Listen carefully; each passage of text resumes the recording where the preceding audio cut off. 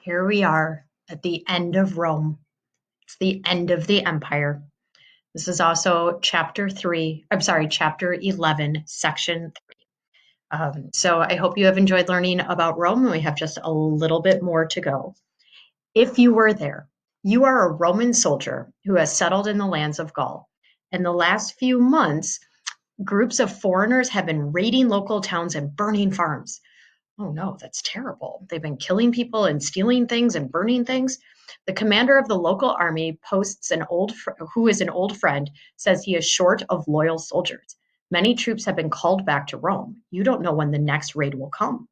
How will you defend your lands? Well, let's see. If I was a former soldier in Rome who had been fighting or had fought and been in the military for like 30 years, I'd probably go try to find my old armor and my old weapons and start practicing how to use them again. I might talk to my neighbors and see if I can train them or get them to help form a little group so that we could defend each other. Maybe have a rally point, maybe try to build up some fencing or some fortifications or somehow like protect my land or my land and my neighbor's lands, and so that we could work together. What would you do? You can leave a message in the comments to the video and or send me a message. Building background. Though the Roman Empire remained large and powerful, it faced serious threats from both outside and inside. Beyond the borders of the empire, many different groups of people were on the move. They threatened the peace of the provinces and eventually attacked the heart of the empire itself. So the provinces is really anything that's outside of the Italian peninsula. Problems in the empire. At its height, the Roman Empire included all the land around the Mediterranean Sea. In the early AD 100s, the empire stretched from Britain south to Egypt and from the Atlantic Ocean all the way to the Syrian desert. But the empire did not stay that large for long. By the end of the 200s, emperors had given up some of the land the Roman army had conquered. These emperors feared that the empire had become too large to defend or govern efficiently. As later rulers discovered, these emperors were right. External and internal threats. This is going to help answer question 1B and then 1A. So the questions are a little out of sequence, but they're both going to be in the next two sections. So external and internal threats, this is going to help answer question 1B. Even as emperors were giving up territories, new threats to the empire were appearing. Tribes of fierce Germanic warriors attacked Rome's northern borders. At the same time, Persian armies invaded in the east.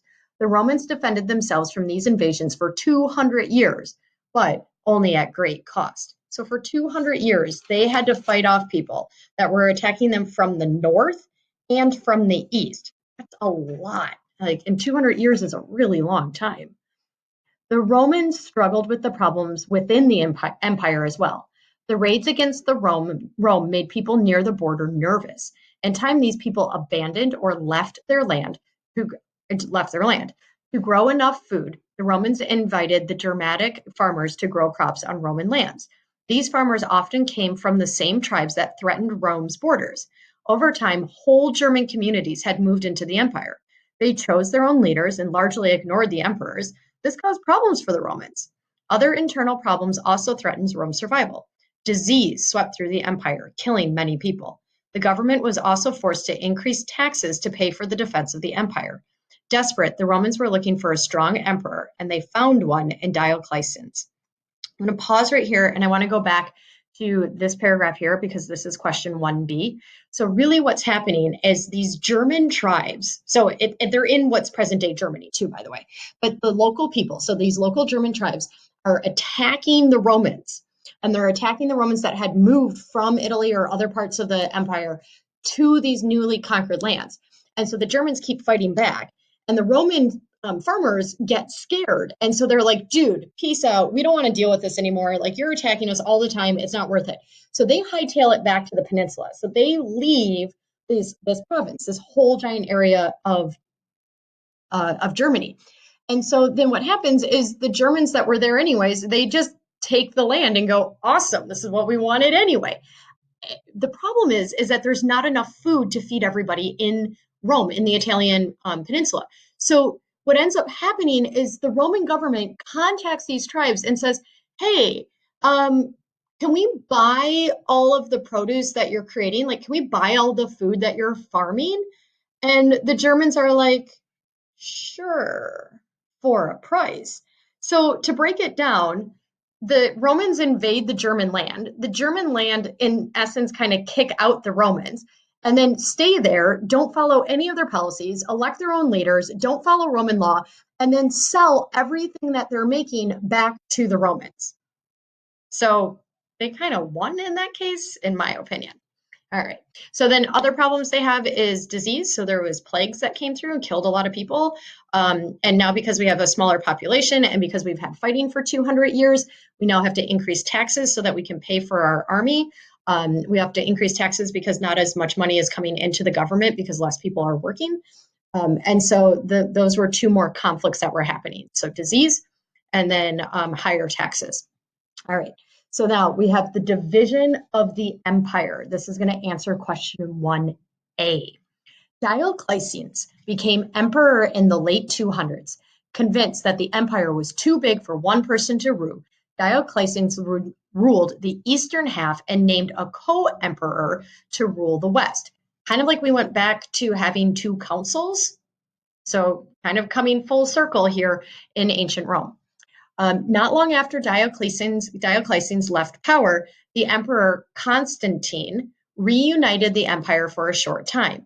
He also moved the capital to the east to what is now Turkey.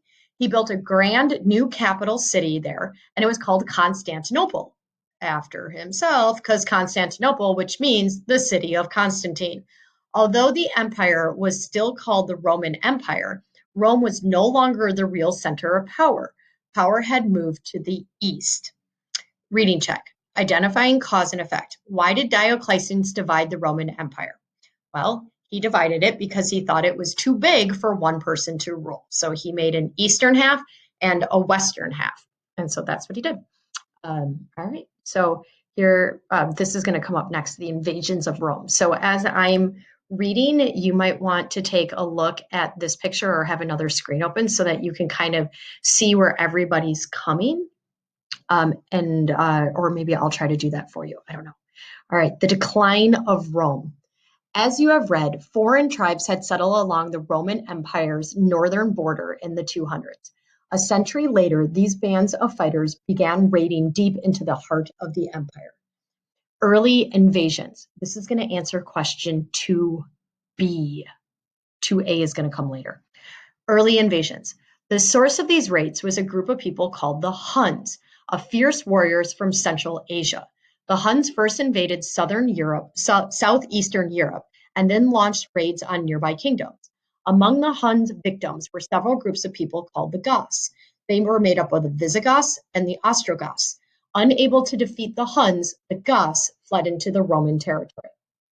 All right, so here we have the Huns are the yellow line. So they're coming from Central Asia. They're coming from China and Mongolia area.